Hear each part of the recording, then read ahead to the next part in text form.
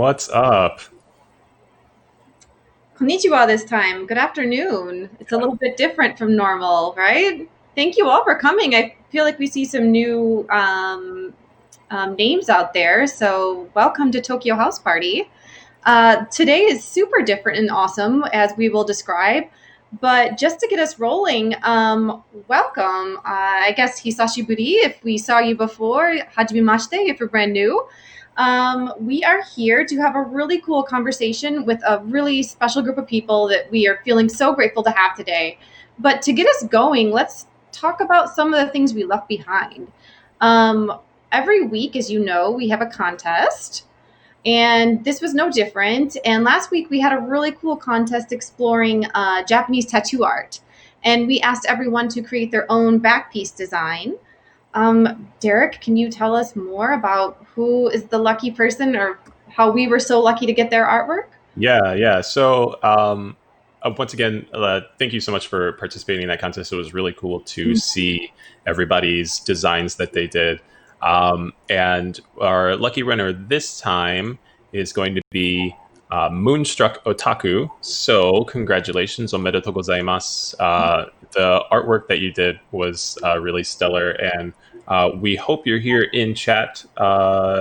If not, we will reach out to you on social media to let you know that you won and to give you that prize.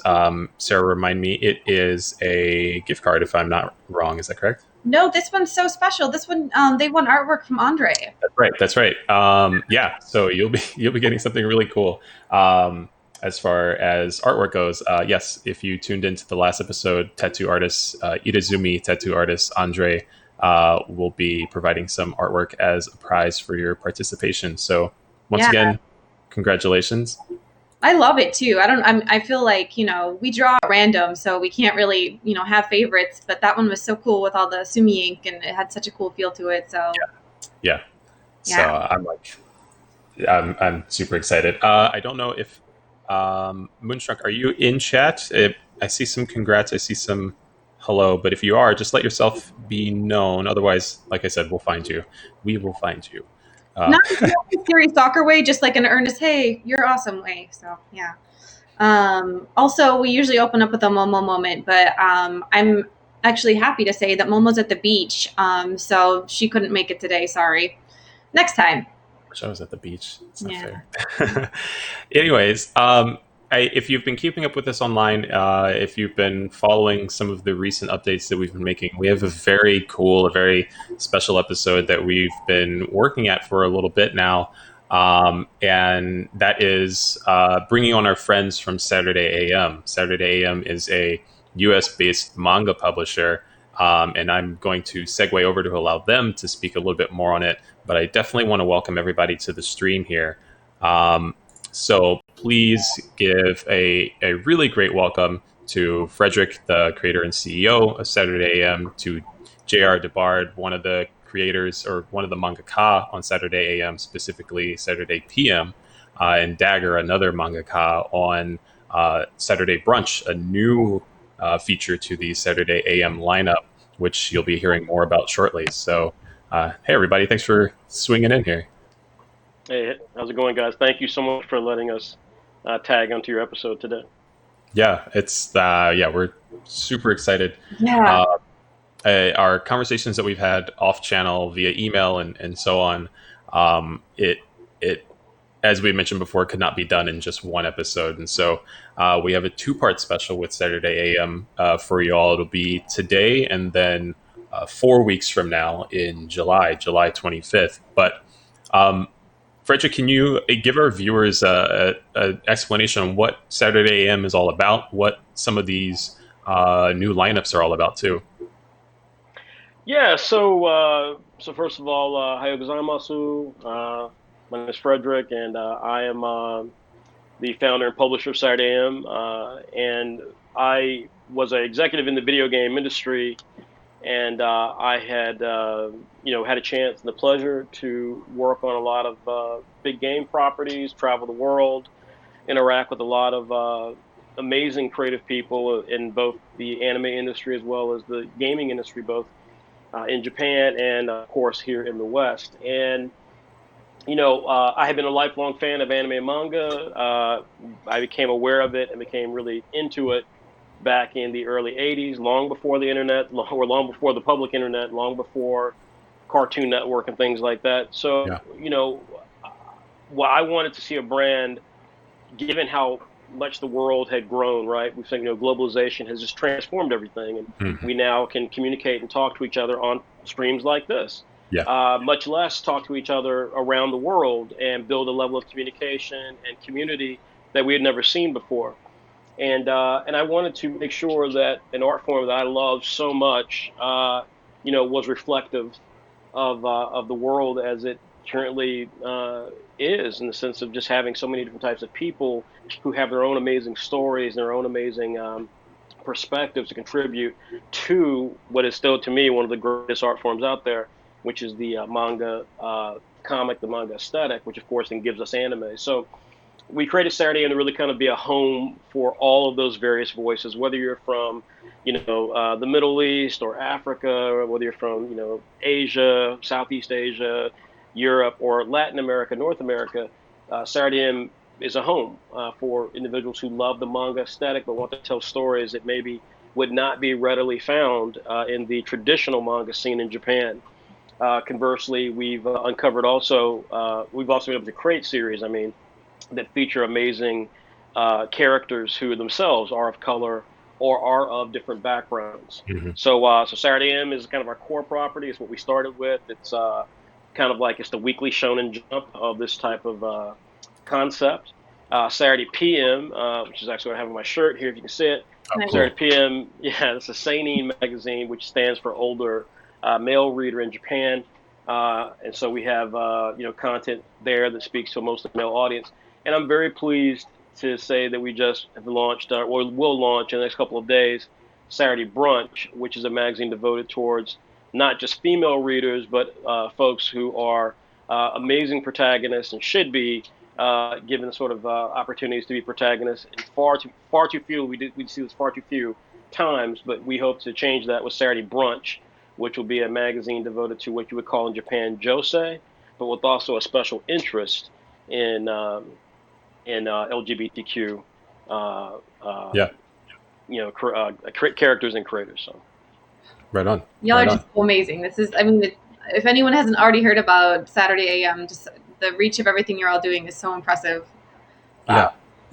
There's going to thank be, you. for those of you in the chat, there's going to be some automated links that I highly encourage clicking from our little Nightbot, but that'll give you links to Saturday AM, Saturday PM, Saturday brunch information as it's still on the rollout. But yeah, Frederick, this is one of those things where Saturday AM, the existence of a line of comics, a publisher such as this, being out there is like a dream come true. My background in watching anime and being an 80s kid, my only options were running to Suncoast and FYE to find really, really overpriced DVDs Right, and right, VHS of, Dragon Ball Z, because if I missed it when it aired on some random station on right. the 3-digit channels at 2 o'clock in the morning, then my options were null. That's right. And so Eric. there was a lot of work involved in appreciating anime if you were growing up in the 80s and 90s. Um, I would say that was the. I mean, so I think I'm probably a little older than you, and I would say mhm, that. So that the experience is much more difficult when if you're my age, because what happened back then, you have to keep in mind, and what a lot of your viewers might want to know is that in the West, first of all, this is before Suncoast was readily available, right? So there weren't companies licensing anime, so therefore you didn't have anime readily available. You couldn't find it at the local, you know, Roses or mhm. Walmart or wherever. To your point, they would air on really, really small networks. It wasn't Yeah, like it wasn't shown on ABC, right? It was like yeah. maybe some syndication network. But the bigger issue is that and this is the kicker, is that NC State. I'm based in North Carolina. That's where I was born and raised. I'm a UNC Tar Heel, by the way. That's my alumni status. But NC State, which is one of our rival schools alongside of Duke University. Um, So NC State has the first anime club in the country. I don't know if people know that, but I talk Wow. about it all the time. The Okay. first. So when I was a kid, so the way you got anime, and this is what actually birthed anime in the United States, was that you had to pay a student at a school like NC State that had an outreach program to Japan to take a VHS tape if they were doing like a semester abroad, Hmm. and they would basically record anime for like 2 or 3 months, right? Anime is typically Wow. a season, right? So you get Yeah. like 20 episodes in a season, and they would just go take a VHS. So you basically would pay anywhere from like 15 to 20 bucks, literally a VHS tape. They go there, they record it. If you were lucky, you would get the VHS tape with commercials, so you got a chance to get all this Japaneseness in there. But you never got, of course, this is like this is kind of what birthed the Japanophile, right? The idea of like someone's really, really, really into Japanese Hmm. culture, but you didn't get translations, so you got none of that. So Right. it was just the tape, watching it, trying to understand what was going on. But those got passed around at comic book conventions, and that began the sort of underground aspect of anime, which is, by the way, how Akira became a cultural thing. That's cool. That's Without cool. that, Akira would never have happened, right? That Yeah. was what gave Akira that heat. So that was before, like, I mean, because you were part of that generation that actually got a chance to buy it, even though it was, to your point, grossly expensive. Yeah. But yeah, it was that was a different world. You had to pay some kid, and it was like a drug deal too. Like your parents would take you to the store, take you to the Yeah. arcade. I remember the arcade, and you'd have to meet. You have to be like, the guy would be there or girl, and they'd be like, well, I need the money, and you get to go to your parents. Your parents would be like, "Why is this person taking money? What are you giving my son?" Like, man, Yeah. we agreed on $20 a VHS tape. It was Just the craziest thing. just a But that black was tape with that's right. some markings. I That's right. imagine that they're probably like the salesman in Resident Evil 4, that they just have all the items inside their coat. That's I right. That's Actually, right. in our chat, everyone's talking and chiming in about everyone's struggles with VHS and their memories Yes. of VHS tapes and Sailor Moon. And I want to note that my first introduction to outside of the Shogun series was I had every VHS of Sailor Moon and those like Mm. crystalline like holographic kind of boxes. I had the whole Yes. box set. Wow. I know just what you guys are talking about. Absolutely. That was the way it was done. There's no question. And so there's all sorts of things that come from that. But I will just say before turning it back to you guys is that that was a golden period in anime, though. Mm-hmm. That was a really golden period in anime because it was so new, it was so different. And again, as a kid who created Saturday AM, we have to, at least what I try to let people know is that even then, right, that back then, anime was actually quite diverse. You had black characters in shows like Yeah. Across, which became Robotech, and Gundam, and a variety of series. And so it is interesting that anime has changed quite a bit in the preceding years, but in that time period, for many of us who grew up in that era, it was really part of it being the fact that it was so hard to find. It was a really, I think, magical time in anime. Yeah, in and the West. that's something that I absolutely want to circle back on and the version of anime that we got back then, and how it has looked like through the times to how it is looking now. Before we jump to that, Jr., I want to hear about your backgrounds. Dagger, I want to hear about your backgrounds.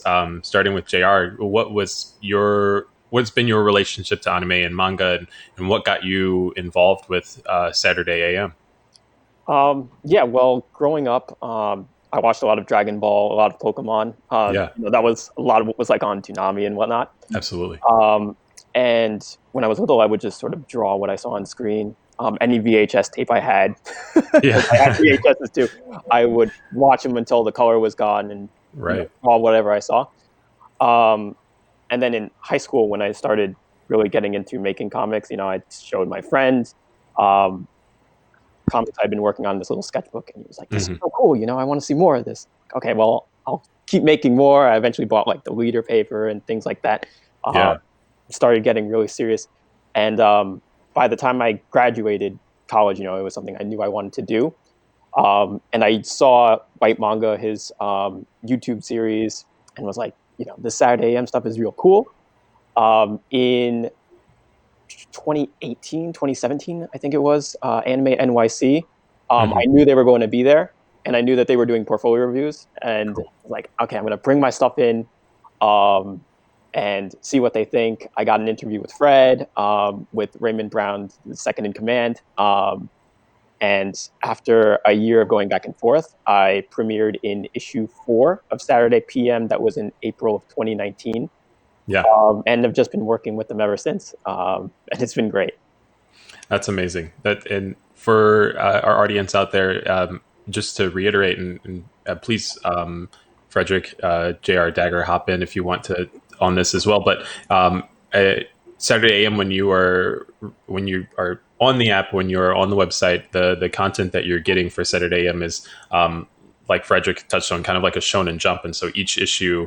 If I'm correct in understanding, this has been my experience, but each issue will be a new chapter in some of the ongoing serializations that are a part of the lineup. And so I highly encourage, again, picking up that app and checking out the huge lineup of series that are on there. Dagger, what about you? What sort of backgrounds in anime and manga have you had, and then what brought you to what's about to be Saturday Brunch? Okay. In anime and manga specifically, I think I watched Dragon Ball first and Sailor Moon on Toonami, and I didn't have like a concept of like, oh, this is anime. I was just like, this is a cartoon. So I was watching that, and then I was watching Digimon, and then I think in middle school, that was about when they started airing Naruto, Yeah, and Dragon Ball Z came on, and that was also when they had the book catalogs, and you could order Shonen Jump through those right. book catalogs. Oh, So I okay. got Shonen Jump because DBZ was on the cover, and I used to really like Dragon Ball and Naruto. And then from there, I started reading Bleach. I really dig Bleach, and just a whole bunch of whatever else they ran in those issues. I still have them. I started reading Apple Black, I think in high school. I don't remember what year that would be, Yeah, but I was in high school before 2012. I graduated high school. 2012, I graduated high school. So yeah, but I just kept on drawing. I was like getting into art school, blah blah mhm, blah. Graduated 2016. Um, I got involved with Saturday Brunch because of an interview. I think this past year that was included in one of the issues, and then Fred hit me up about Spirit Pizza, um, you know, in general, and yeah. now I'm going to be in Saturday Brunch. I love that. She was very talented, and I thought, we traditionally meet artists through interviews that we may do because we like to every issue of the magazines doesn't just have comic content in it. It also features, written segments because I was at one point going to go into journalism, so I care about actually trying to educate a lot of our younger readers, and we meet a lot of folks that way. Hmm. And with Dagger, let's be honest, her name, like she could draw like a stick figure, and I'd be like, get that girl. But I can market that. But no, she was she was very talented, and she seemed really focused. We obviously knew nothing about her, and so when Brunch was coming together, I there were two things that mattered to me with Brunch, and we'll talk obviously I'm sure about this later. But the biggest one, as with all of our publications, is as we see happening now, and again, I'm sure we'll get to this more in detail later, but we see now this whole movement around Black Lives Matter and a lot of companies talking about it. But I think what's important for those of us who understand that struggle, and that can be anybody, it doesn't matter what your background is, but for people who actually truly understand the struggle of representation, whatever your background is, I think the thing that those of us know is that it's not enough to talk about it, it's about what you do about it. Hmm. And when we're having a situation where we're trying to talk about bringing more female creators in and shining a light on LGBTQ characters in particular, to not have black people representing that is crazy. Like it's like they are as much a part of that conversation as possible. So when we saw Dagger and we saw just how amazing her work was and how just extraordinarily talented she was, and also she seemed to have substance in which she understood her power to be as a creator. I felt really really intrigued to want to go talk to her and find out if she would be interested in this, and she was, and we're very thankful of that. And Jr. is not too dissimilar in his in his path as well, which is different, but similar in the sense that he wanted to bring a unique voice to what he wanted to do. And when we saw that he had that, we knew he was the right person. That actually raises up a question. There was somebody in chat that said, for Dagger and Jr., what brought you, or what made you choose Saturday AM over potential other publications? I believe they said webtoons or tapastic. I'm not sure. Well, I'm not familiar with either one of those, but what did you in your journey in wanting to become a mangaka and wanting to create content? What were some of those bumps in the road that led you to Saturday AM? Being at Anime NYC and being at conventions, I absolutely love how that brings people together, how that brings creators and consumers in one space, and would be creators in one space. But yeah, what was that like for you? Starting with Dagger, if you don't mind. Oh, I think what motivated my choice the most was that with Tapas and with Webtoon, most of the marketing stuff you're doing by yourself. Like if I were to run an ad, I would pay and they would put it up there, but like that's the extent of it, and then I have to go and do similar stuff on other platforms. Got it. When Saturday AM approached me, they came with like a whole, they have like a set system in place, and I was able to keep ownership of my work. I wasn't like giving them my baby, you know what I Yeah. mean? Yeah. So yeah. I love that. Yeah. Jr., what about you? Well, part of it being what Dagger said, having to sort of advertise your comic yourself.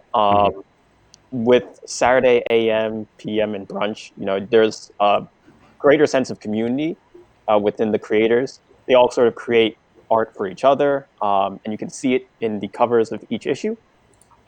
So with that and sort of this emphasis on diversity, which is a message that really resonates with myself, it was a place that felt like home the moment, I got up to the table and met everybody. I love that. I love that. Frederick, being in a space like Anime NYC and any other conventions that Saturday AM has been able to attend to, how has that been? From dream to reality. Wanting to bring a publication like this and create representation for would-be manga readers who didn't know that black and brown characters could exist in manga.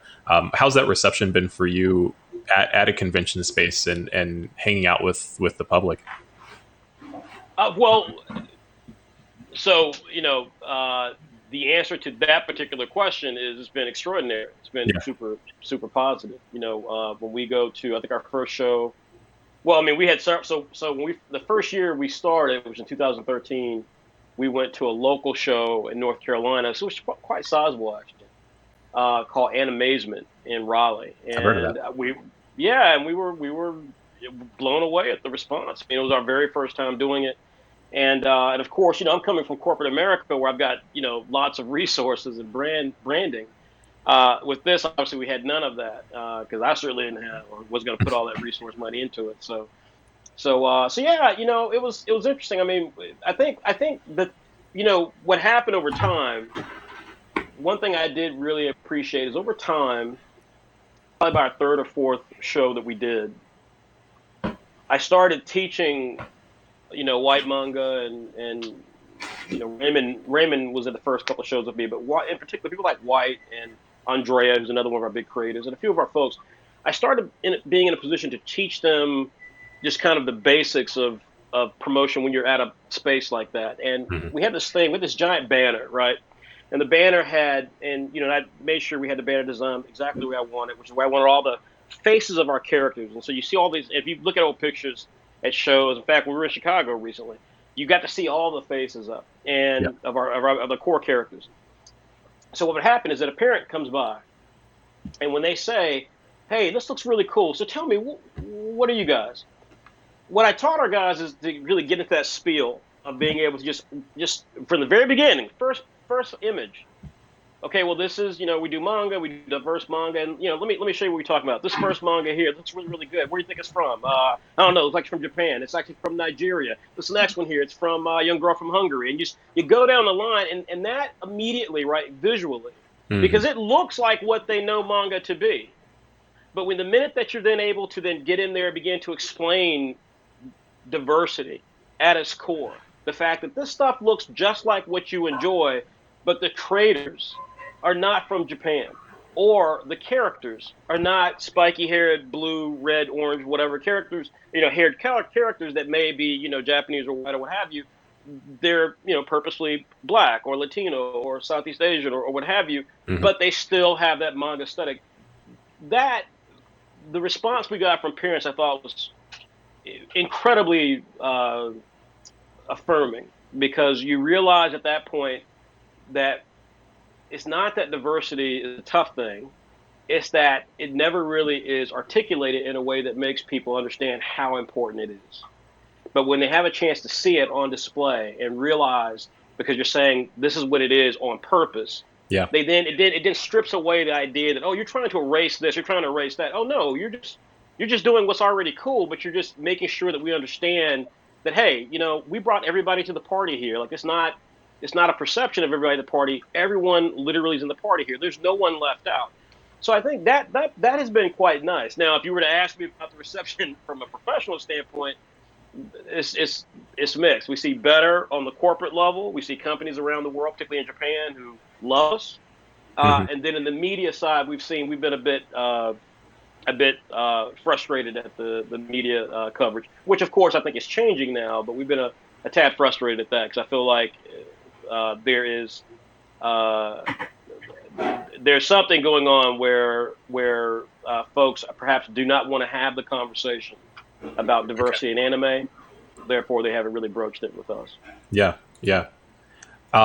Speaking of some of these characters that you talked about, being on display at these event spaces and at conventions.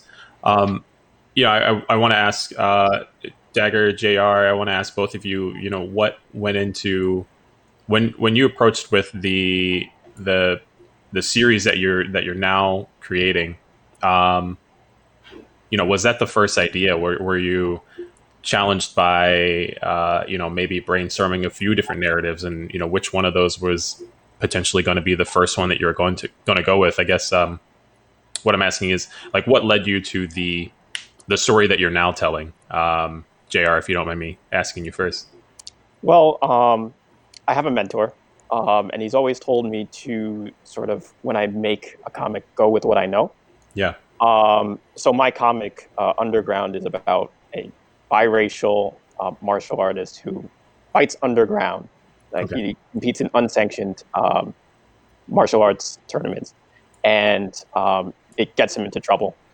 And from there, he has to basically become the champ of this big underground event that they're having.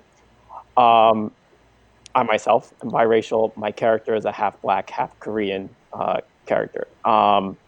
And so I kind of just sort of, when I came up with the story, just kept going with stuff I know. Hmm. And as ideas sort of hit me, it led myself to also explore more things. Yeah. So I started practicing more different martial arts as I went along with the story. So I think mm, I influence my story, and my story influences me back, and I think Yeah. that's part of it. Then that's always an important element, drawing from personal experiences. And has it been has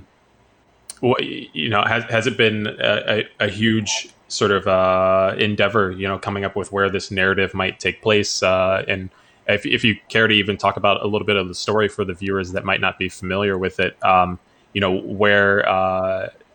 where what's in store for the characters that are within Saturday PM? Is this more for me? Oh, yeah, sorry, yeah. Okay. Got it. Um, so right now, in the current arc, the main character is testing himself against his brother. Mhm. But coming up, he is going to fight a different character I came up with. who I guess you could say is the villain of this arc. And he's sort of a wrestler. So like when I'm writing sort of or coming up with ideas for villains, I'm coming up with, like trying to think like one, how this martial art can sort of counteract the one that my main character knows, because he does Taekwondo. So like, what are Taekwondo's weaknesses, and what martial art could effectively counter that? And then how does my main character have to sort of get over this hurdle that he's going to be facing? So this next character coming up as a wrestler, being someone who does Taekwondo myself, I know that if you only know Taekwondo, you're essentially weak to people taking you to the ground. And so first main villain I came up with, I figured, how about having a guy who can sort of control where the fight happens, and then come up with a way for my main character to sort of counter him later. I don't want to get it, too much into spoilers, but yeah, of course. Really the main idea for this first arc coming up, and that's kind of like how I plan to keep coming up with new antagonists down the line. Yeah. In that same vein, the martial art that they know also kind of influences how I design them. So this villain has kind of that 80s, 90s professional wrestler look, and he is a bit of a show-off. So it kind of just sort of flows, if that makes sense. Yeah. Derek, I do want to let the fan base know that, because I know sometimes we get these questions, but while physically I'm sure JR thought about me, no, I do not. I do not inspire. I don't inspire any of the action scenes that happen in the work. I can't take credit for that. Well, now you're just being modest. I wonder, so everyone can kind of get a good picture of what you're all describing. Yes, Derek's already doing it. Oh yeah, I was already thinking about it. Chat. Sorry, Sarah. Go ahead. No, just I would love to see, as you're kind of describing these characters and your aesthetic and your style, and it'd be cool to see, because I'm less familiar than others, to see your work. Yeah. While we're looking at some of these images here for what's to come, I know Saturday Brunch is still on the rollout, and so Dagger, what can you tell us about the main character and maybe a little bit of what kind of story is going to be at play for some of our viewers? So what do we have to look forward to with Spirit Pizza? Well, the main character is a young adult. She has depression and anxiety. It's high functioning depression. So she's like going about her day trying to find a job to, make a living. She's just trying to live. Yeah. And she gets like plunged into this world of the supernatural, and it ends up having to do with her past. She had a friend that passed away. And so a lot of the things that happen help her come to terms. That's what I can say. Good. Yeah. I'm not going to tug on that yarn ball too much and put you in a spot where you can't explain anything, but it sounds really exciting. I love when a name is both kind of cool and bizarre at the same time. So something like Spirit Pizza it's anime as hell. Like, it's one of those moments where it's like, okay, I gotta watch this. I don't know, it's called Spirit Pizza. Come on. So that's really great. Frederick, when is for people who are looking forward to Saturday Brunch? I hope everybody's looking forward to Saturday Brunch. I am. I can't wait to be able to check it out on the app and everything. But are there how many other series are coming out with Spirit Pizza, and when can people expect it to release? Yeah, so the plan is to get it out at the by the 30th.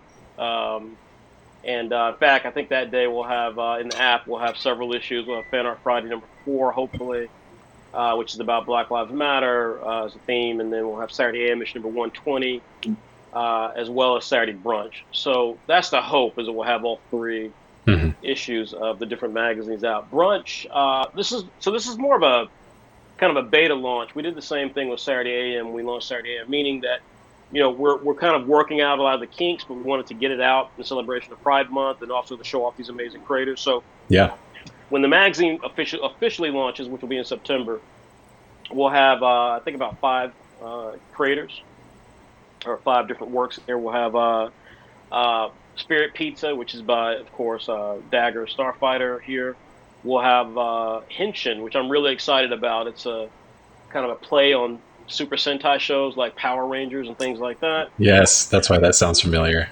Yeah, it's really cool. It's really neat. The artist is amazing, young man out of the UK, and I'm really really impressed with him. I thought he was older than he was, but he's actually quite young. Then we have a series from one of our co-founders, Andrea Doni, called Kill Shots, a volleyball series Cool. featuring a female volleyball team. And then we have a title from Saudi Arabia called Detested, and we have a title from Germany called Grimheim, which is kind of like a medieval dark fantasy with Oh, cool. really tough female protagonist.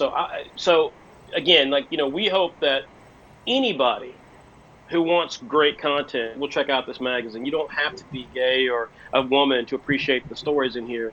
Not at all. I mean, zero. These are going to be really cool stories with great artwork, with really great protagonists and really great ideas that just happen to feature female protagonists. And we put it in Brunch because we want to have a home for these creators to know that they're 100% being focused on and not, having to necessarily be hunted for. We can have them all in one place. To have creators who are looking for great content like that find it. So we're really excited. We think a lot of our fans who currently support us will enjoy it. And first issue will be free in the app. And cool. Yeah. I wanted to say, I've been looking at our chat, and everyone has been so awesome and supportive. I feel like this is like one of the most wholesome chats we've had in a while, and I really loved it. Please highlight. That's amazing. I'm about to say, Yeah, we normally get some crazy folks, Sarah. Oh, wow. Okay. I note that we have someone in the chat that I have seen on our Instagram page before, Mr. Pintamuro. And I really hope that you all can link up with this person, because we followed the rabbit hole to their artwork, and they are doing things I feel like are really interesting in the same realm. And I think they're also publishing a manga. I watched their Facebook Live the other day, or their Instagram Live. That being said, they have a question for you all. They would love to know how you develop villains and antagonists in your stories. Ooh, that's good. So let me go first, and then because I know both these young people have some have newer titles. One of the things, and we'll probably, let me just say now, we're coming out with the physical magazine, so we will be coming out with the physical magazine. It's called Super Saturday. Need that on my we'll talk.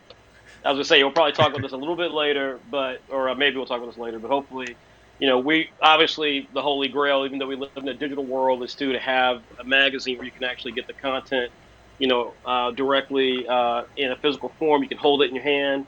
I subscribe to the theory this is still one of the greatest inventions of mankind. So we're really excited about this. And what you see here, this character here, Clock Striker, which is actually behind me on the wall, that's Shonen Manga's first black female lead character. It's one of our biggest series. In fact, it's our biggest series outside of Apple Black. It's like Apple Black by White Manga's here, Clock Striker's right here. I created that series because I wanted to have, I just wanted to have a series where we did actually truly take the idea forward. What was happening was that we had some great series, but they didn't always have a lead character who was a person of color. And I felt like that needed to be done to challenge the perception of what manga is. So Clock Striker, the series, young girl, she wants to be a smith, which in her world are engineers, kind of like our engineers today. It comes from the term blacksmith, of course, except in her world, smiths are warriors. They're kind of like ninjas and engineers. So they can build stuff. They can build weapons. They can build structures.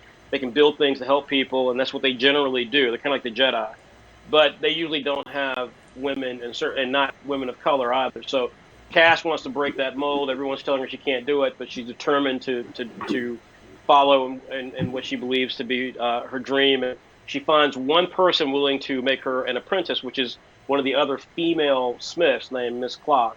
So the story is about these two amazing characters who go on these adventures together. Now, the villains that we put forth to this, one of the things that I think a good villain has to do is bring out what makes the hero special. Mm-hmm. We tell all of our creators is that when you've got a protagonist of a series, take bravery out of the question, right? Because every character is brave. But what you have to establish is what makes that character vulnerable. And a lot of times with creators who are young, creators who are on some of these webcomic portals like Webtoon or Tapas and things like that, because they don't get the editorial oversight, which we provide, then they don't really get challenged on what makes their character special.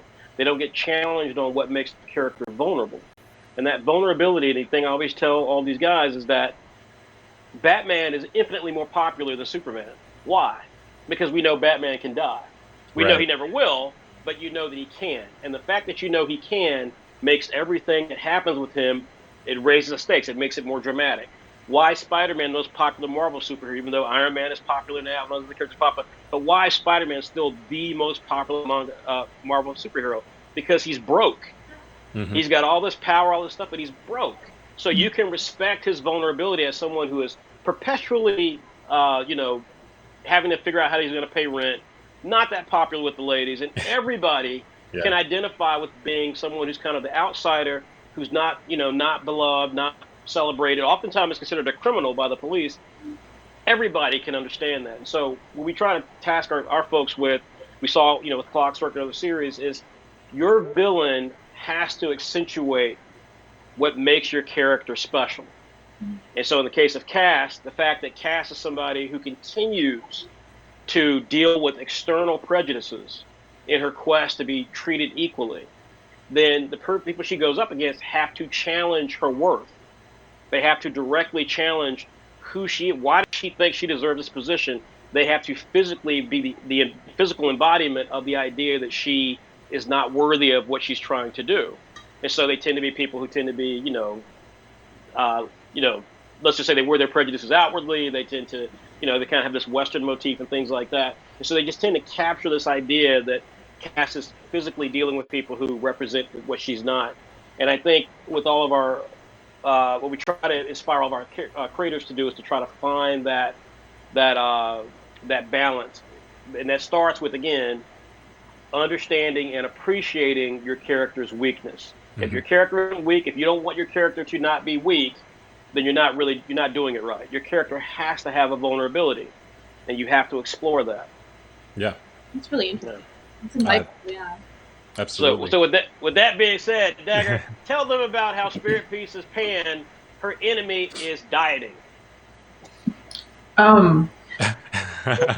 That threw me off a little bit. Just like threw it at you.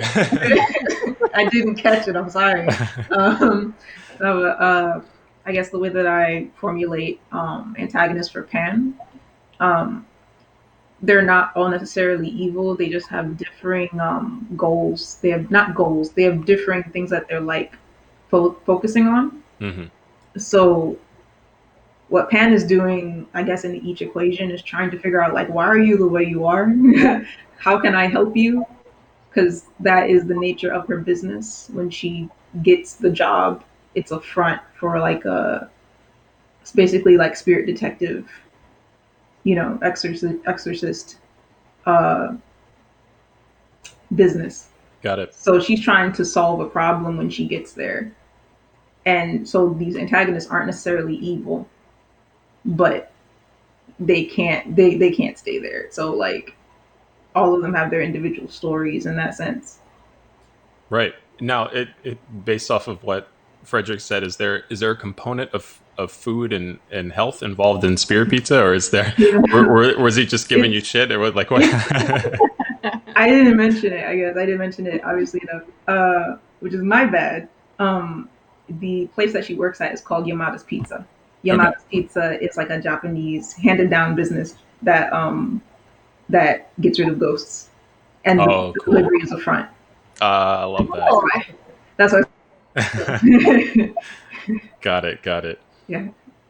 JR, how about you? You creating antagonists, creating opposition for your story. Yeah. Well, I addressed it a little bit, but right. With my series being a martial arts series, it's coming up with antagonists is really a way of exploring how different martial arts interact with each other, and how certain arts can sort of expose weaknesses. One of the things about the main character is that when he fights these underground fights, he always loses the first one, and then learns from his loss, and then wins a second match. And with this villain that was revealed in issue 9, he doesn't really allow people to get a rematch. And he kind of maims them. So, Right. Okay. with this fight, one, it's up against the martial art that he is essentially weak against. And two, if he loses, there's a chance that it could just end his fighting career right then and there. So for me, coming up with an antagonist is really someone who can expose a weakness in a fighting style, Yeah. and also can expose kind of like a weakness in that you have to learn from every fight. Yeah. Sometimes you just have to win. JR, who's your editor again? I have Peter.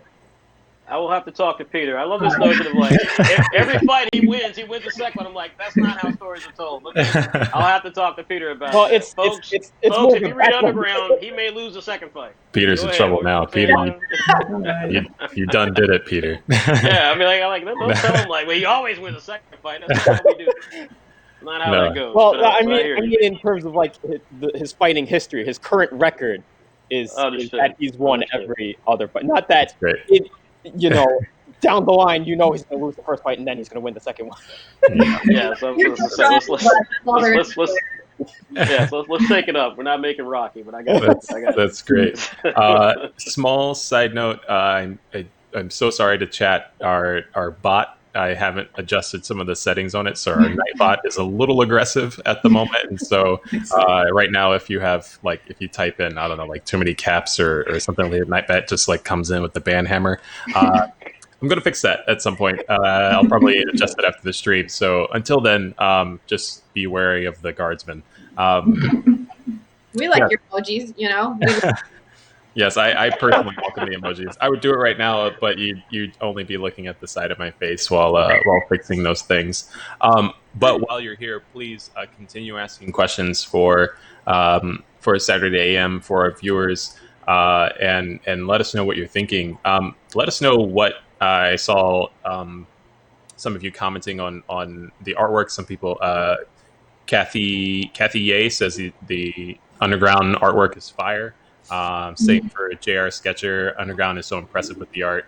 I can't wait to be able to see more of Spirit Pizza. I really love how both of your series are presenting two different contexts for approaching opposition and hurdles for the protagonist. And so where in Underground, there's a little bit more of a kind of an in-your-face physicality, obviously, with martial arts and fighting, that can be a really obvious metaphor for overcoming certain obstacles, and I really enjoy that. And same for what you talked about with Spirit Pizza Dagger, where it sounds as though a lot of the context for or opposition in this instance is sort of contextualized in a different frame, and might not be so presented to the viewer in a way where it's right in front of them.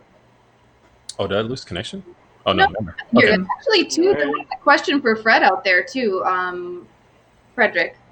Everyone, we're told that there's a couple ways we can go. But in the chat, for Fred, it says, do you think anime like My Hero Academia would be better if Deku played powerless through the whole series? Why are maintaining flaws so important for a character?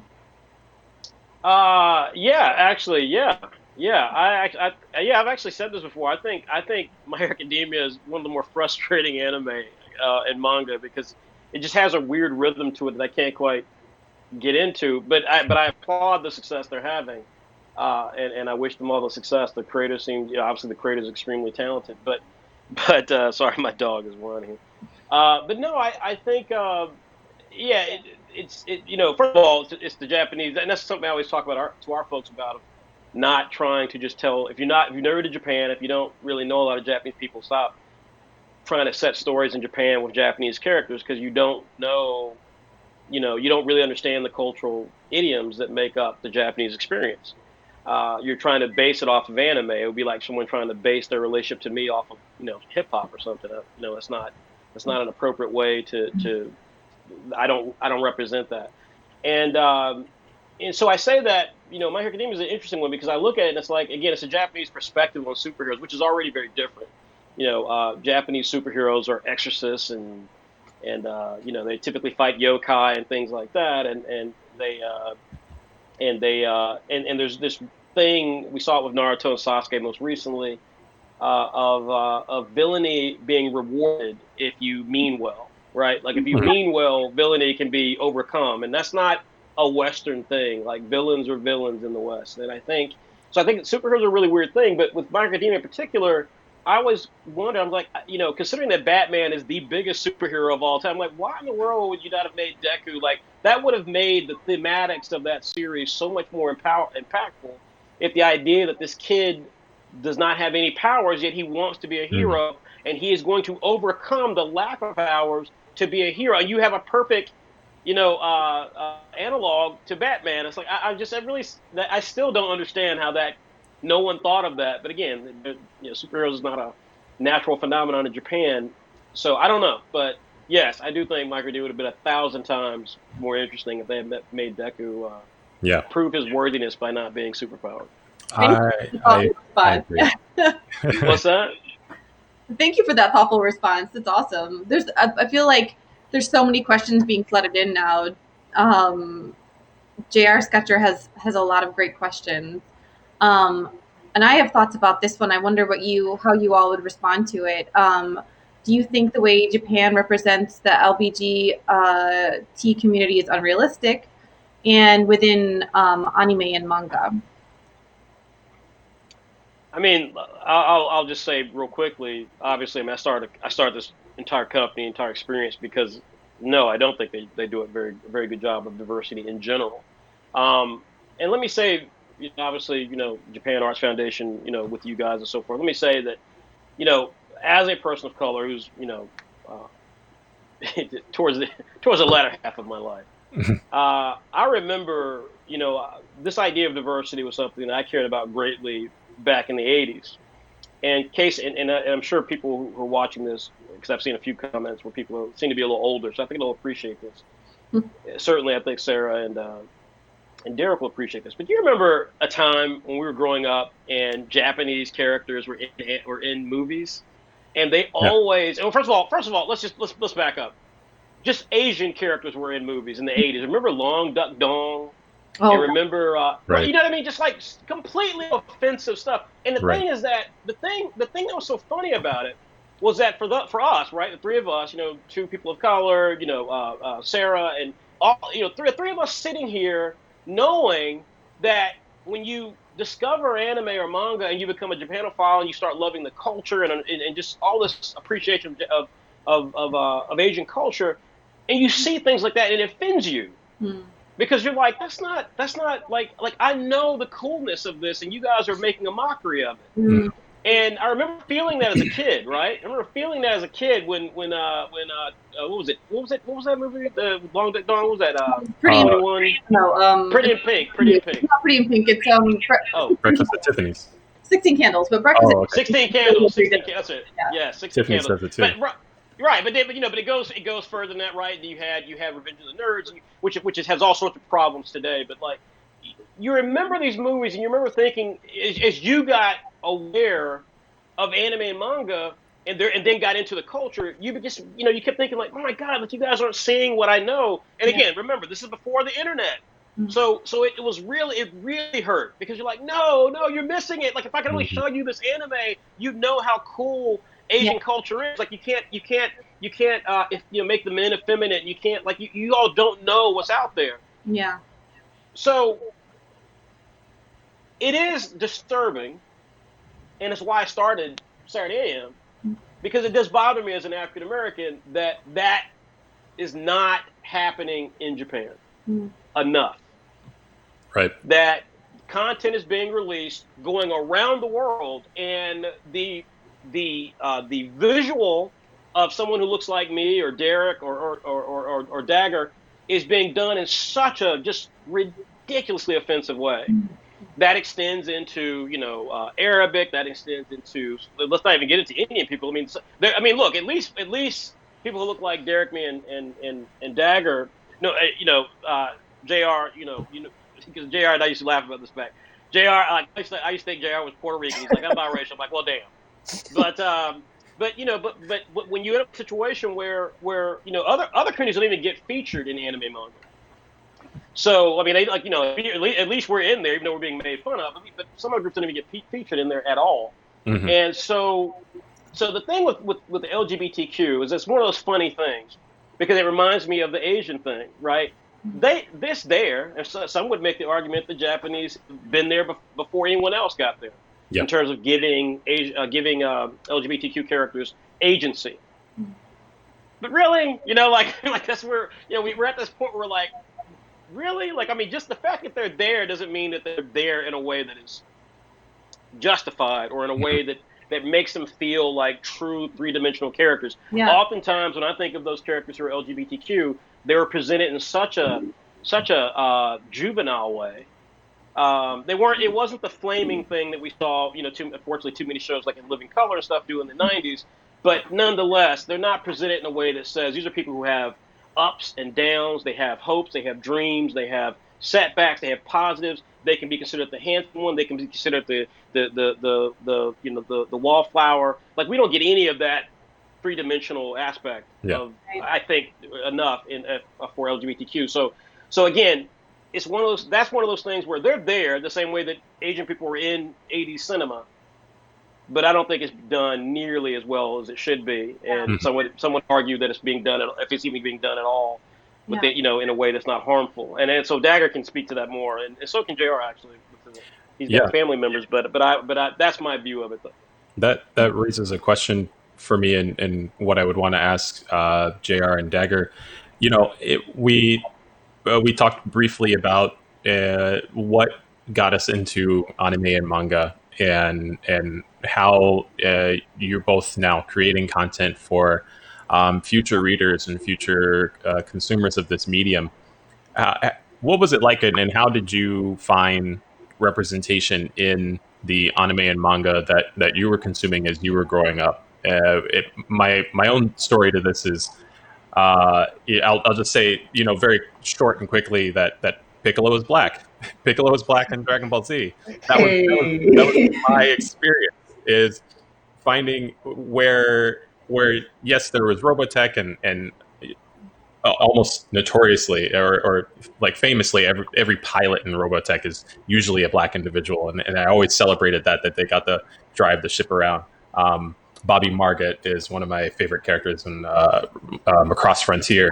But before I was exposed to Robotech and some of the other older '90s anime that featured black characters, Dragon Ball Z was the one that was on Toonami, and I'm searching for representation, and I'm definitely not looking for it in Mr. Popo. And so Piccolo felt like a black individual to me. He feels that way, and so I'm asking the both of you, where were there moments where you found representation in characters, or identified with characters that you didn't expect to, and when did that happen for you? I want to say it's a little bit difficult for me because, on one hand I'm white, and on the other hand I'm black. Do I? So, right. I'd say in Dragon Ball, probably the characters I would be able to closest that, say that, hey, that's kind of sort of me. Yeah. Or like Gohan and Trunks. Right. Like half Saiyan, half human. Okay. Right. Yeah. That's a good analogy. The fact that there isn't a lot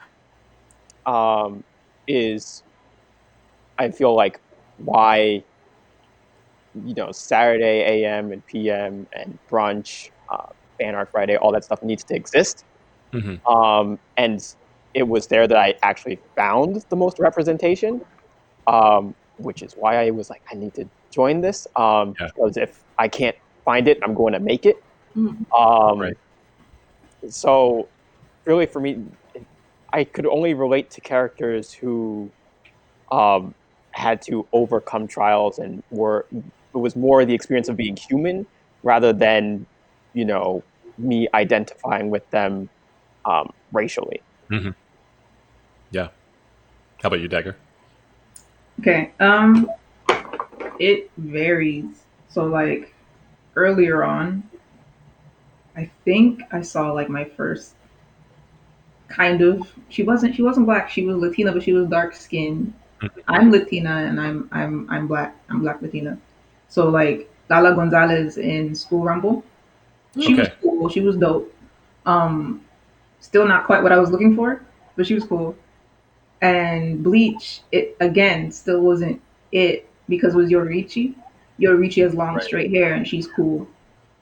But so I didn't get to see it until high school. Michiko Tuhachin, she is Yes. Afro Brazilian, which I'm pretty sure is the context. And all of the characters in that anime, they have different textures of hair. The cop that's after her, she has the whole blonde afro thing going on, but she has that hair texture. So that I think that was the first for me like anime where I was like, oh, they do look like me. Um, Yeah. After that, I think I watched Cowboy Bebop kind of late, but they do have like Yeah, cool non-caricature, uh, that's right. you know, expressions of black characters in that. A lot of it is taken from black exploitation films. Like they've seen that, Yeah. so that's what they're riffing off of. Shinichiro Watanabe is riffing off of that um, earlier on. Uh, but I do want to tag on that Cowboy Bebop thing in a second though, because that does raise a point that I do want to address. But can go on. To like fast forward more recently, Carol and Tuesday. I'm wearing the shirt. I'm repping the show. Yes. Oh my God, I Uh, love that show so much. Carol, she looks like me. That Yeah, like absolutely. everything.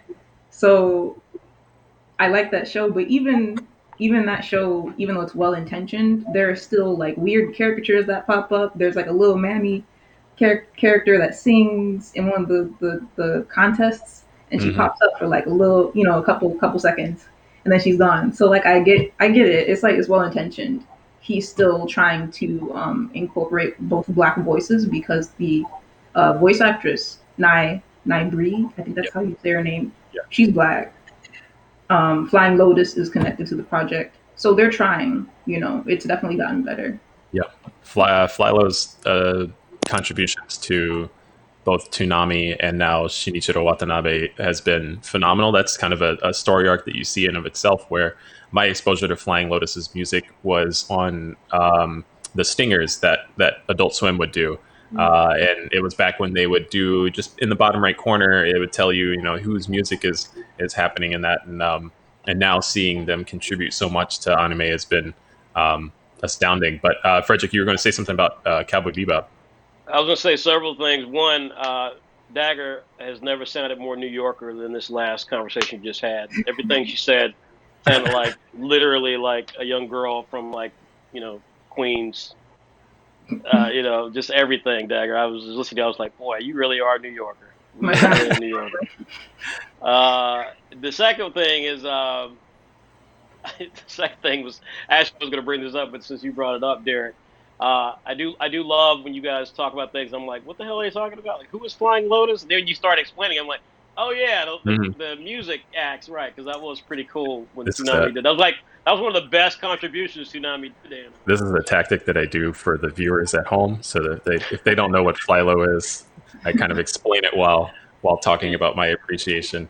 So I've You been on a explained couple it. podcasts. Nice. You explained it very well because I had no idea what you're talking about. But now I know. Now I know what you're talking about. Cowboy Bebop I think represents another element to this. And so let's because I know obviously people have different questions, but I do want to obviously make sure we address some of the big things. Since we'll have the second conversation with White next month. Will be probably more about just creation and so forth. I think I think this does raise another issue regarding why I created Saturday AM. And I think so when you look at maybe some of the young people who are in the chat, and you look at some of the young people who aspire to join Saturday AM, or even some who've become competent or are trying to do what we do. the one thing I see a lot is I see this rush to anime. I see this beeline to anime. They're trying to get to anime as fast as they can, and we've never taken that approach. Our approach is to create great content, and then if you do that and it sells and you build a fan base, anime, movies, all that stuff will come. Same thing in Japan, by the way. It's the exact same thing in Japan. The problem with rushing anime so quickly is that anime still has some fundamental problems, right? So if you don't solve it with manga, then you damn sure aren't going to fix it in anime. And I think one of the challenges with anime that has come up quite a bit. Let's go back to Cowboy Bebop. Some of the first of all, voice acting is problematic in anime as anything else, as any representation issues regarding how the characters look, because you end up with these stereotypical voice actors. A lot of times you get voice actors who aren't even black, voicing black characters. Worse yet, you get. I have still yet to see someone have a long conversation about why the industry has so many white voice actors. Right. You know, when we talk about this question about anime's representation problems, you know, and this comes back to what I said earlier about the fact that, you know, we've gotten press, we've gotten some pretty good press, but we've not gotten nearly the amount of press that some of our accomplishments have deserved. And, you know, our time will come and so forth. But, you know, it always frustrates me, as it would to anybody, because more importantly, I care about our young creators. And some of these guys are working really hard, and they don't have a lot of things to uplift them.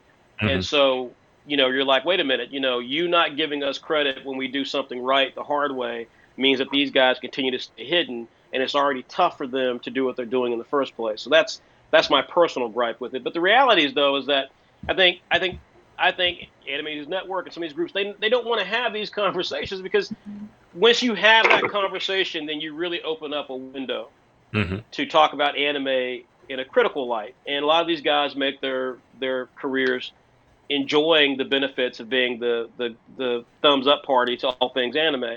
And that's just not, I mean, that's obviously, we don't exist for that. We exist to challenge that system. Yep. So I think anime is a really interesting animal, because the voice acting in particular, like if you can't even address the fact that anime has, there's a lot of Asian people in America. We all know this.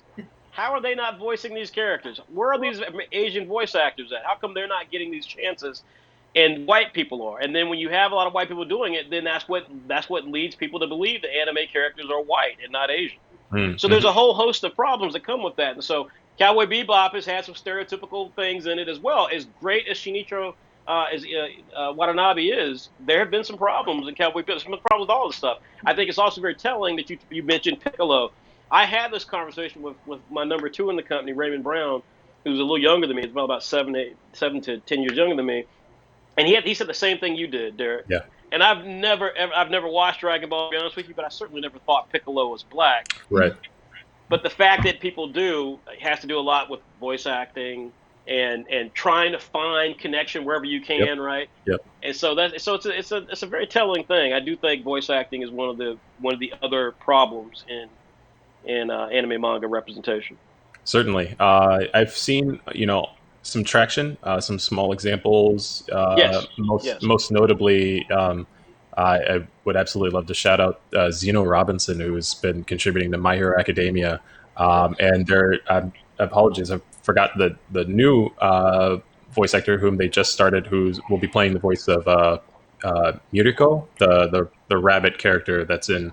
Young lady, yeah. It's going to be voice acted by a black woman. So, yes. We're taking some of these steps, and it's very indicative that that this movement is important, and that these types of steps are important, because the way that Twitter reacts to these characters existing and these voice actors existing is astounding. You know, I see Zeno and now this new voice actress being celebrated so constantly just for being there, and them joking about the characters that they both play is really hilarious. But that young woman did get a lot of nasty comments as well. So I mean, it does. Right. Social media does go both ways. Yes, I get your point though entirely. Yes. Yeah. Oh, yes, absolutely. That goes without saying that, you know, every time some stride is made, that you know, there are people who are going to vocalize some very nasty opinions. And thank you so much, Kane, for the name. So Anaris Quinones. But yeah, absolutely. Anytime. There's always going to be resistance. There's always going to be pushback, and I hope that it only leads to more. I want to ask one more quick question, and then I'll say that we should probably just take a short break. But for everybody here, what is your favorite anime? Whether it's one that inspires your content now, whether it's just one that's your favorite of all time, please let us know. I'll start by saying. No, I'm not going to answer that. I got to think first. I'll put the pressure on somebody else instead. So, Sarah, you go first. Yeah, Sarah, what you got, Sarah? Oh, well, I feel like this is so like gutting, sort of. You're like so exposing, but I think it might be a tie between Sailor Moon, just because I watched those as they came out when I was young. They were kind of like how I built my ideas of girls working together and such. But I guess that, and maybe, this is tough. I like it. Okay, are we talking about a series or a film? Any yeah. Okay, so that or Tech on Concrete or Fruits Basket. Okay, cool. Oh, Fruits Basket. Okay. Yeah. Actually, Kami Reen probably brought up one of my favorite ones, which is Yu Yu Hakusho. But the other one is Inuyasha is a big favorite of mine. I can tug that thread for a while. I like Tenchi Muyo, I like Demon Slayer, and some of the other ones out there. JR, what about you? JoJo's Bizarre Adventure. And I speak in JoJo memes all the time. Oh, sweet. So you just have the finished watching it a second time. Yeah. Utena. I wish we could talk a whole episode about Utena. Yeah, I see someone mention that. Yeah. What about you, Dagger? Carol and Tuesday for the heart. Yes. Samurai Champloo for my brain that wants to, the side of my brain that wants to look at action stuff all the time. Totally. Yeah. Shout outs to New Jabes for and rest in peace. But their contribution to Samurai Champloo, huge propeller of lo-fi music as well. We had a whole episode talking about lo-fi hip hop and that intersection between African American and Japanese culture. Frederick, what do you have before we go on break here? What's one of your favorite animes? Yeah, I think Naruto probably is my all-time favorite. Certainly the first half before Shippuden came out. I just don't think I've been being 46 years old and having been a fan of anime manga for a long time. I can't think of an anime that did a better job of not only foreshadowing where the story was going, but of actually establishing a entire world and rules as expertly as Naruto did. I think the fact that you had a protagonist who was like not just played for laughs, not that smart, but literally was not that smart and had to overcome his stupidity. Yeah. I think is so extraordinary to root for a character like that, and you come to root for him. The fact that here we are 20 years later, he actually had achieved his dream, has a kid. Obviously, Sirius has problems at a certain point, but I still think that's probably one of the greatest shows of all time. My nostalgia favorite is Zeta Gundam, Mobile Suit Zeta Gundam. Ooh, that was okay. the first anime that I paid for the VHS tapes for, and I got the entire series for it. And it's of course, it's to me, it's the linchpin of what anime was in the 80s, which is not what anime is today. But anime in the 80s really challenged the socio-political questions in a really, really well done way. And this whole idea of income inequality, of the whole idea of a culture being in space and then warring with Earth. We're looking where we are today, looking what not Zuckerberg, but Bezos and Musk are trying to do by trying to colonize space travel. I mean, that show was pretty amazing. I am convinced that both of those individuals are Bond villains. Yes. I'm just gonna say that it is a fact. That is probably true. To our viewers at home, please don't go anywhere. We are going to take just a short break. There's this cool little feature that I like taking advantage of now, which is throwing a 60-second ad at y'all. And so Don't go anywhere. We'll be right back with more discussion and topics with Saturday AM and these creators here. So see you in a sec. And let's see.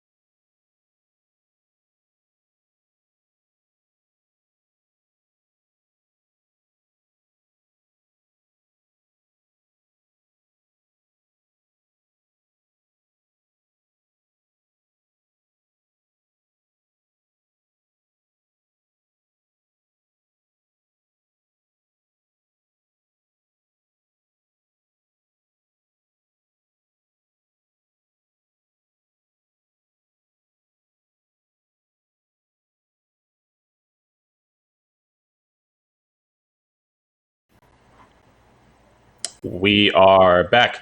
Okay, so I hope you are still here and still engaged with the conversation that is happening with Saturday AM. I know we are. We're having a blast. But the conversation isn't done.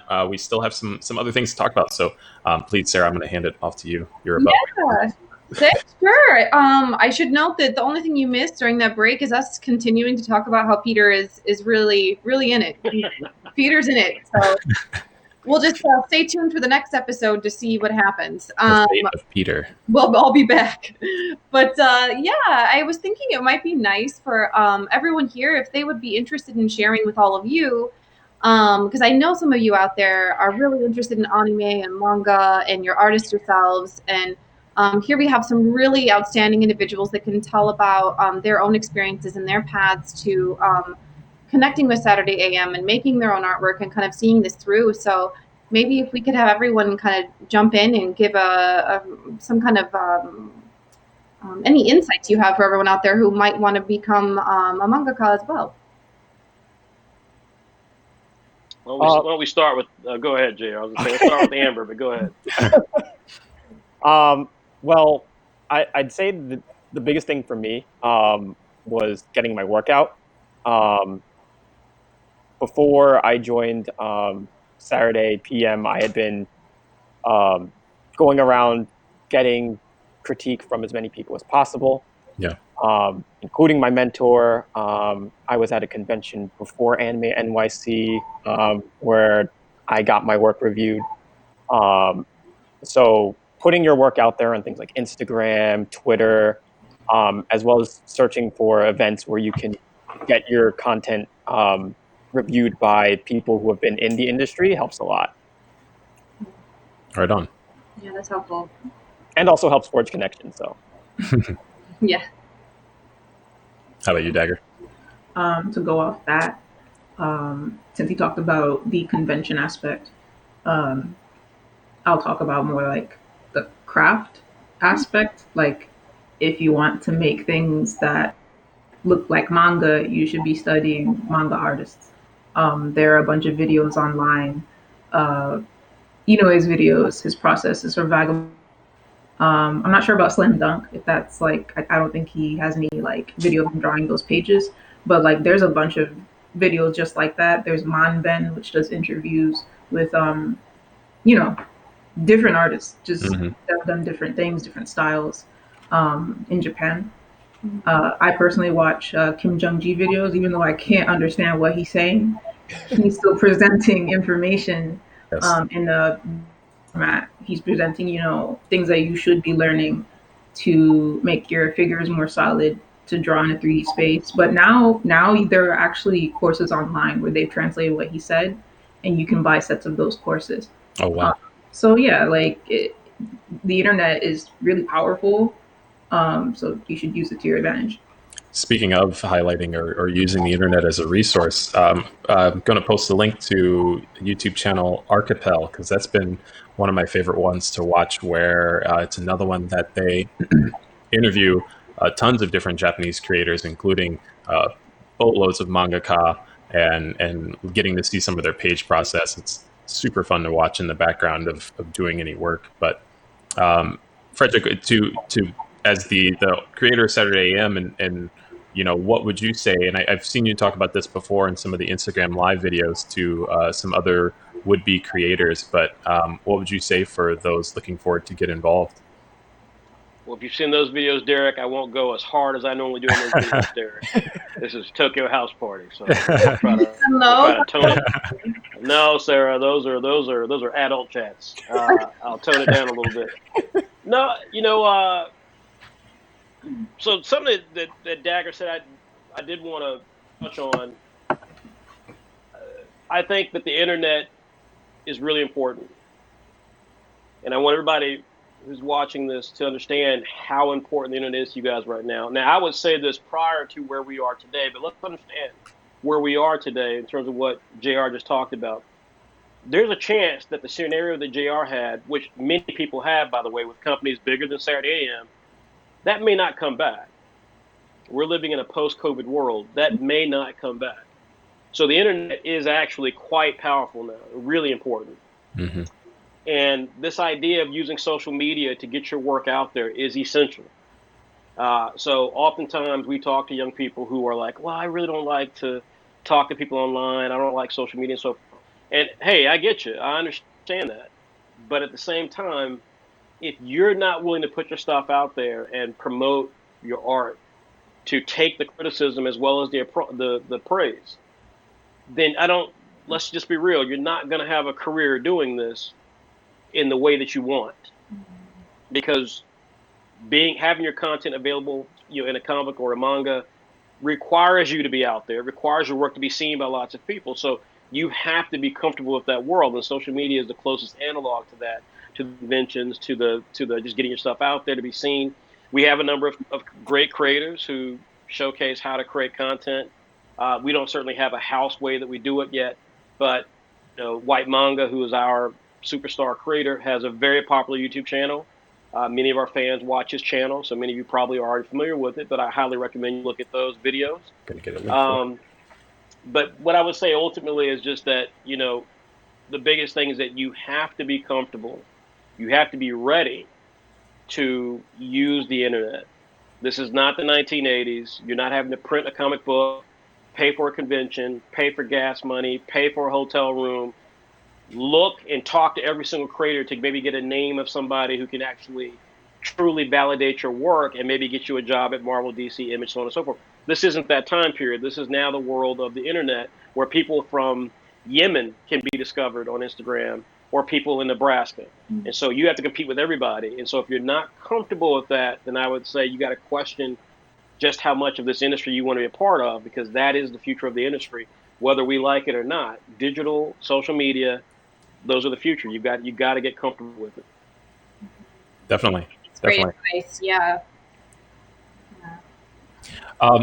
I normally that would be like kind of the segue of being like, cool, we gave advice to everybody, and now go home. We're signing off. But I did want to. We have been briefly touching on it throughout the conversation here, and I want to use a little bit of what remains of our time to circle back on how we've looked at representation in anime and manga, and how it seemingly sort of fell off for a period and is now, maybe it's coming back in a certain kind of way. And I wonder if there's any sort of alignment with that same movement, not only in anime and manga, but live action television shows. I remember a time with Disney and a lot of those family shows back then.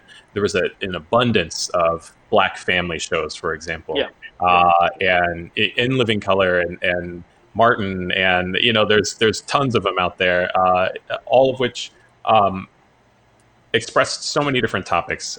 Fresh Prince, Yeah. that's a favorite for so many people. Yeah. And then it same with Disney shows and representation in Disney shows. There was a lot of it, and then all of a sudden it kind of, like, I think it fell off in kind of maybe the late '90s to 2000s, and I don't know if that aligns with anime, because I feel like my early anime shows or anything like that were kind of the same. I don't think so it did. Actually, it's just funny you brought this up. I didn't know you were going to bring this up. I was the other night watching YouTube. And Yeah. for all you kids out there, for an old fuddy-duddy like me, YouTube is amazing. Yeah. 'Cause I learned so much. I learned so much. Usually stuff that people don't want me to learn. And so I was watching. A video about the Cheetah Girls. Okay. Now, do you all remember the Cheetah Girls? Yeah. The Disney show. Sarah, were you a Cheetah Girl fan? I don't know that I was a fan so much as it's like coming back to me like a dream. Yeah. Like a dream. I forgot. That's how I felt, Sarah. I was like, it's a dream. It's a dream I never had. Yeah. But so Cheetah Girls. For those of you who don't know, because I honestly did not know who these young women were. In fact, long story short, I was watching some videos. This is how YouTube worked for us. Watching some videos on Dave Chappelle and Cat Williams, and somehow, because the videos got older and older, it then touched on, like, well, here's some other things in the '90s and early 2000s you may be interested in. Of course, I wasn't, but I couldn't help watch this video, because it was about the Cheetah Girls. And it was about the Cheetah Girls because evidently before the Cheetah Girls was a group called 3LW. Yeah. 3 young women. Yeah. Yeah, one was really light skinned, one was Puerto Rican, and one was darker complexion like myself. Okay, so now here's a story in terms of getting to what Derek asked about. So I'm watching this video, thinking to myself, "Oh, I think I remember that song." Thinking to myself, this is like a young person's version of what was the group that had Left Eye and TLC. TLC, yeah. TLC, right? So this is like a young person's TLC. Of course, at that point, I was well into my corporate career, so I had no idea what any of this crap was. But the thing about the Cheetah Girls was that I guess 2 of these young women came from 3LW or whatever it's called, went in the Cheetah Girls without the dark skinned girl. And they then had, so the conversation was about what happened to this group, and they started getting to this history of it. And one of the things that was shocking, but it explains so much, Derek, was about how when 3LW got started, they were completely set up correctly. They started to phase out the darker skinned girl because, and this is I quote, because this whole Jennifer Lopez thing, that Latina look is in. And Okay. this is the early 2000s. So I think what happened on the diversity angle is that what you saw was, whiteness is always kind of, as we know, has always kind of been crowned at the top. And of course, many other communities around the world tend to also elevate whiteness. We see this a lot, frankly, in Japanese anime and manga. But at the same time, there was this sort of like, hey, well, here's something that's ethnic but not quite black, right? And it's this Latina thing. Mm-hmm. And so what you end up getting this sort of thing where it's kind of like what happened with COVID with web traffic and so forth.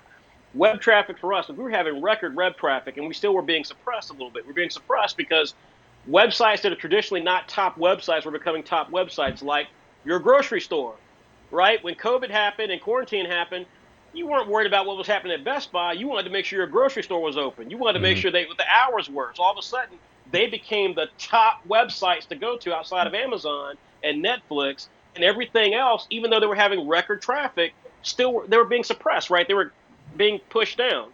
So I think that's what happened with the diversity argument. I think as anime manga got bigger, right, they were obviously pushing an aesthetic that it wasn't necessarily white or Asian, but it was of a certain look.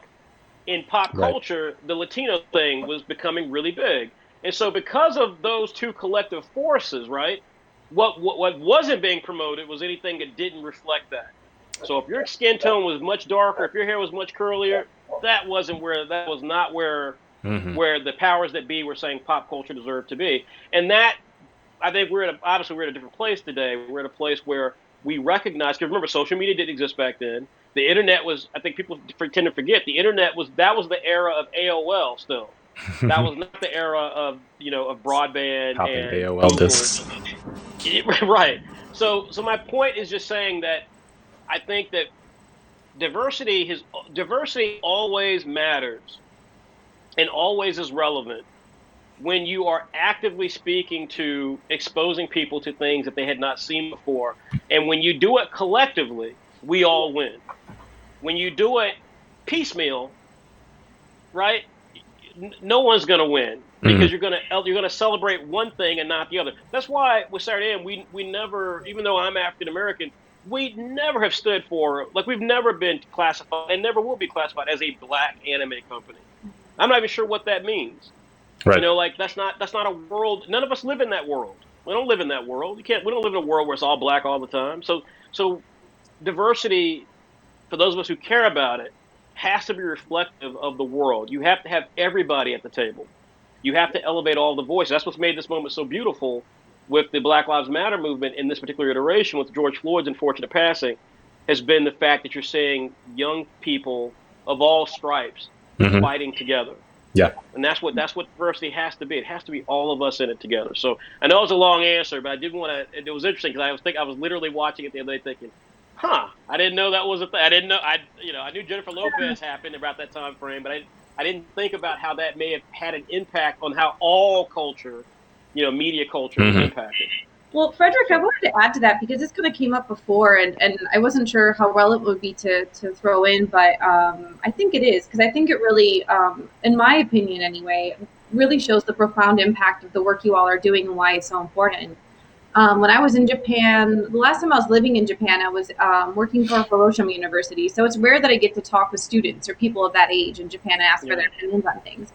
And at that time, the Ghost in the Shell movie was coming out with Scarlett Johansson playing. Oh, yeah.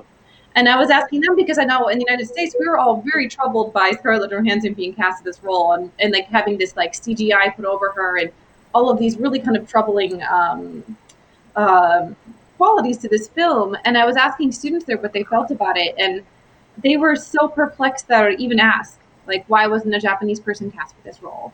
And they were so perplexed why I was asking, and it wasn't landing at all. I couldn't figure out how my question wasn't really like. I was having a hard time communicating with that. And really, what it came down to is it seemed that in Japan, the students I was talking to felt happy to have the film being made at all. Like that was even something at all, and like that they were represented or not in a way that was reasonable. It didn't even matter. It was like, oh well, but people are happy enough with this to even make this. So I think what you're talking about is like really symbiotic and it has reverberations both here and in Japan. So, you know, we're first talking about how Japan has influenced you, but I really am eager to see how you will also influence Japan. Well, okay, so first of all, totally excellent point you just made. I had a similar story when I was a exchange student in Japan when I was 15 or 16 or whatever, and I asked this question. So this is, keep in mind, this was long before the Ghost in the Shell movie. Yeah. Both movies. So when I asked that, because I said, why does so much anime feature characters who don't look Japanese? And the answer I got, and again, this anecdotal, you mean we all know it's an anecdote, you can't go off that. But the answer I got was because we want them to look beautiful. Now, let's break that down. Japanese culture is beautiful for so many reasons. One of the reasons it's beautiful is that there is a sense of humility that so many cultures could learn from. The other hand of that, right? The other part of that, however, is that there has been this scenario sometimes, I think in Japan, to elevate voices as important that sometimes even supersede their own perspective. So when we get the notion, for example, of music, the Japanese music scene is really big. But there is an appreciation, even if you talk to Japanese kids today, for K-pop and for hip hop, because they view it as somehow more legitimate, right? If you take the J-pop scene, it's like, well, it's nice, it's ours, but like that, man. But it's not that international music thing of Beyonce. Like she's huge, right? Right, exactly. So I think there is an element in Japanese culture that is beautiful in its humility, at the same time runs a danger of being supplanted and sometimes even superseded by this sort of appreciation of other cultures, sometimes to its detriment. And I think that that's something that, again, when we talk to Japanese companies, who, by the way, very much like us and work with us very well, that comes up quite frequently. The idea that, like, you know, what you guys are doing has a profound impact at both places. Yeah. Because you're actually shining a light on the idea that diversity actually does matter. That what someone Japanese thinks and feels and how they truly look and how they truly carry themselves matters as much as what Hollywood says. Yeah. And I think that's a profound thing. So that's how we view it, and that's what we hope to impact eventually Japanese anime. But again, it starts with understanding that at its core. That's why, again, I look at some of these companies who, like, they're so desperate. Some of our competitors are so desperate to get an anime. And I don't understand why, because it's not going to change. If you don't have the right mentality to begin with, it's not going to change anything. It might be great. It might seem really special at this moment, but it's not going to fundamentally change the idea that all of us matter. Yeah. That we all have a reason to exist, that all of us have something to contribute. That is what needs to be expressed more and shared. But the Japanese, though, yeah, that does come up quite a bit. The idea of because I will say, I also didn't give a damn that Scarlett Johansson was playing Major Kusanagi, nor would I care that Leonardo DiCaprio is playing Light Yagami, because a lot of these characters are not drawn that way. I mean, look, let's call it what it is. A lot of these characters are not drawn that way. Leo part. No, it was Zac Efron, I think, actually, who was. That was who was being tapped to play the lead in Death Note. And damn it, I would I mean, like I'm not gay. He's a handsome young man. Why? That's what Light Yagami is. So I, why would that be a problem? He's meant to be a handsome person who has everything going for him. So for him to then turn around and be this psychotic person, that's what makes that story so special. Again, like I said, I think the anime has to reconcile, and manga has to reconcile itself with what it is selling before it begins to start to have a trip about what actors play the role. I'll say this on your show. I've said this to my folks repeatedly on my shows. I will bet you $1,000 that if Naruto gets made, one of those four characters will be black. No ifs, ands, or buts about it. Either Naruto, Kakashi, Sakura, or Sasuke. One of them will be black.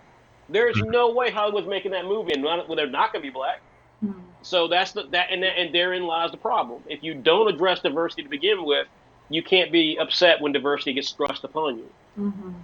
Right, right. I think at least for me, when it came to the ScarJo Ghost in the Shell thing, I think I aligned with the internet in its confusion for casting ScarJo as Kusanagi. Now, if they were a part of the movie and they are major or whoever, I think in a certain realm for me, I'm like, oh, yeah, that's fine, but you can't in that movie establish Scarlett Johansson specifically and then say like, what am I trying to say? You can't establish ScarJo specifically as a Japanese individual. If you're making a Ghost in the Shell movie and you're like, this is ScarJo, she is major, then it's like, yeah, okay, do whatever you want. But if you're saying this is ScarJo, a white woman, and she is, It's Makoto it's Kusanagi. it's not right, Derek. It's not right, Sarah. It's not right. You both are 100% right. But again, I if know what you you're are an saying. executive, yeah. But if you're an executive sitting there and you're saying to yourself, and this is what we said the whole episode, they look at anime and it's voiced on Cartoon Network and half the actors are white. So what do they think? Right. And so like Sarah, you ask the Japanese, they say like, why would we care? Like, hey, Scarlett Johansson is a big time actress. Exactly. Yeah. We have to accept that again. The diversity problem exists on both sides, and so they have to take more accountability for what they're putting out. The Japanese creators of manga and anime, as do the Western groups who recognize. And let's be clear, America recognizes a hell of a lot faster than any other country. I'll put us above Italy, above Japan, above Korea. The need for diversity. Let's be real here. So the fact of the matter is that both sides have to do it. But to say that the Japanese themselves are not responsible for it, I think that's where the break is for me. They're as responsible for the lack of representation for anime manga as any film producer is until Yeah. they make this a priority for themselves and say, you know what, we're proud of this. We want this to exist. We want to have the Asian aesthetic more mainstream. Then it's not. I'm not gonna say it won't change, but it won't change in the more profound way it needs to. Let's also just add, by the way, that some of the most popular Japanese people right now on the global stage are not traditionally Asian. Naomi Osaka, Rui Hachimura, tennis, NBA. These are half black people. I wait to see when we start seeing those characters pop up in anime. I'm Mhm. waiting to see when that happens. When we're gonna start seeing more, because there's a percentage what's the term called, hafu? Hafu. Yeah. Hafu, yeah. When are we gonna start seeing them pop up in anime? I've yet to see that. So I think this is a bigger thing that Japanese community and Asian community in general have to begin to embrace and accept Mhm. themselves. I think that's why I really love these conversations, and I'm so grateful to have them. Is I think we often start our conversations here at Tokyo House Party with the Japanese Arts Foundation at the Culture Center and such. Is how the profound impact of Japanese culture on all of us and how much we Yeah. adore it, and it's really done so many things for us. But I think what we're talking about here is a really wonderful example of how it's not just this one-sided appreciation and this kind of we're talking about how Japan has influenced these kinds of arts, but also how the arts that are being made here in our community is influencing Japan. So this That's really right. really wonderful kind of cyclical conversation I think is just great, and I think this is the kind of thing that we love exploring, and you all are just such leaders. So thank you so much. Yeah. Awesome, thank you. If we're about to wrap up, I want to just give some quick news bites about things that are coming up for Saturday AM. But let me know when you guys are. Oh no, When yeah, we're wrapping that's things up. absolutely what I would want to segue to is if Saturday AM has anything that you want to tell the viewers, any upcoming events, please hand it away. Okay, well, let me just say again, folks, we so appreciate being on Tokyo House Party. Really excited to have a chance to talk to more fans and to be a part of a great chat with two really smart, knowledgeable people in Derek and Sarah. Uh, Saturday, of course, we have a lot of things happening in the next 6 weeks, and we hope that you guys will help us continue to do our mission of bringing as many people to our global approach towards manga. We have the beginning next week. Again, we have 3 issues of our magazines coming out. You can get all of our magazine content, both new and old, in our app. It's called Saturday AM Global Comics. It's if you find it on your website. I mean, if you find it on, you find it here. This horrible thing here. You can see it right here. It's there you go.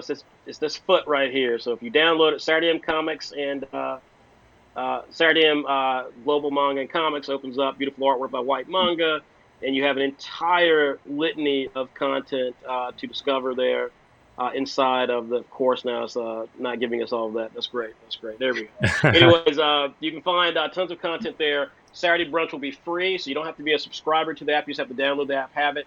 Saturday Brunch will be free in there. We're really proud of this LGBTQ magazine that shines a light on amazing, beautiful, diverse female protagonists and or LGBTQ protagonists.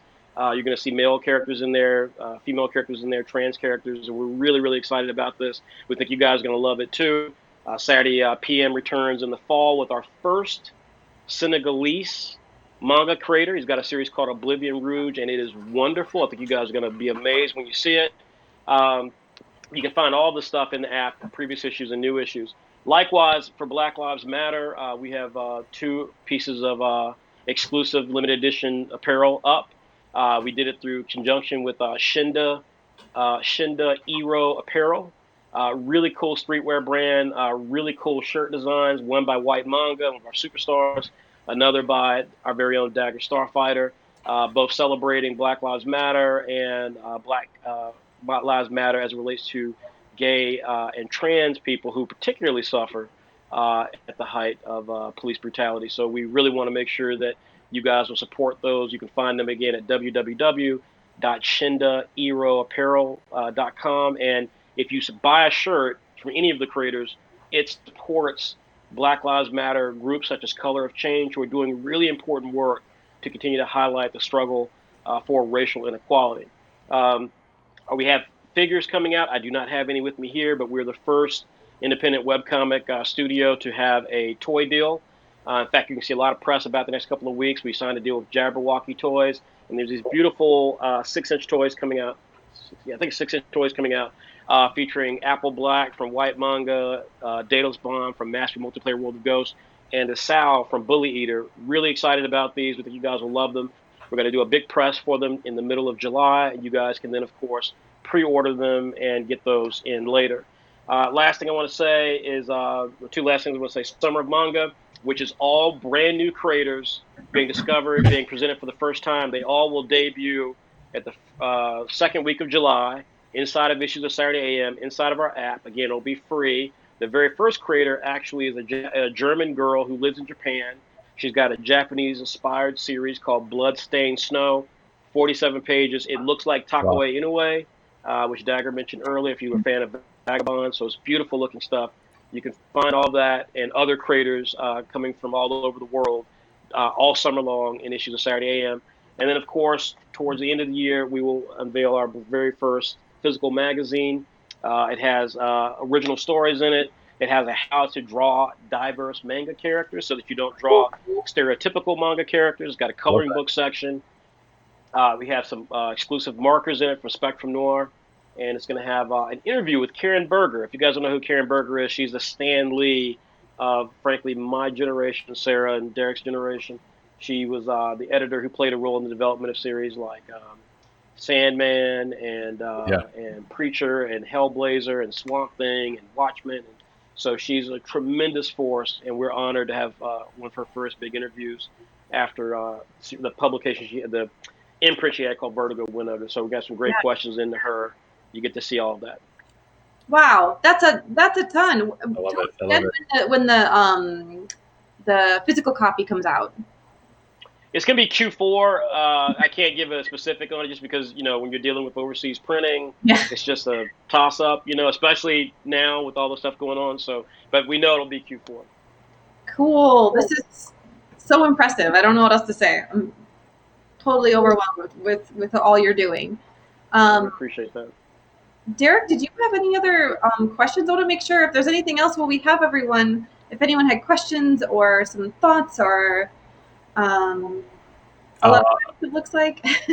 No major questions. The only thing I would say to JR, to Dagger, one, thank you so much for joining us in this conversation. It's been an absolute pleasure getting the chance to talk to you.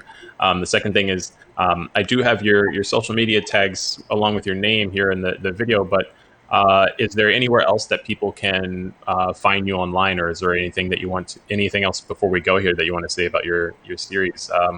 I'll hand it off to you, Dagger, first. Gotcha. You got it. Instagram is where I'm mainly at, Dagger Starfighter. I'm on Twitter, that Dagger Star. Haven't updated my Tumblr in a while, so I'm not going to say that one. That's about it. That's fair. And remind us when Spirit Pizza comes out. Remind us when Spirit Pizza comes out. June 30th. June 30th. Perfect. Sweet. How about you, JR? Yeah, my social media handles are at Drama Manga. That's JRAMA Manga. I'm on both Instagram and Twitter. Trying to be more active on Twitter. And if you're interested in reading Underground, it premiered in issue 4 of Saturday PM, so that would be where you would like to start. I love it. And I swear I'm going to fix that Nightbot. Sorry, chat. I see it just like hitting people left and right. And I feel so bad. I have no problems with caps or anything like that, I swear. No screaming. Yeah, Nightbot is very sensitive today. Thank you so much. Thank you again to everybody at home. Please follow Saturday AM. Please follow these individuals and look forward to the content that they have. Actually, by the time that we're talking in our second part of this conversation with White Manga and Frederick once again, a lot of this stuff will be out and on the table so that we can, even be able to bring it up in conversation once again. And I hope you two will have an opportunity to take a glance at it and download that app. So to everyone let me just say real quickly, you can go to our website, www.saturday-am.com. There's some comments up there. There's a place where you can go select to download the app for your respective operating system, Android or iOS. Likewise, hopefully when we come back, Derek and Sarah, we may, no promises, we may have the toys to show off the prototype. Oh, cool. Yeah, that'd be really cool to see. Love it. Definitely. Right on. Yes, everybody at home, hit those links. They've been in the chat there for you. And definitely tune in to our upcoming episodes of Tokyo House Party. If you haven't joined our mailing list already, just hit the Tokyo House Party site. Otherwise, hit that follow button so that you can know when we go live with our next episode. We have so many cool things that we've been the next out. Too. It's we're talking to a gentleman who grew up in a geisha house, so we'll just leave it there. You can guess. We have some authors that are coming up. I will save mentioning on that. We have some really cool conversations concerning the atomic clock coming up. Stay tuned. Thanks again, everybody. This is Tokyo House Party and Saturday AM saying have a great rest of your afternoon. Thank you so much.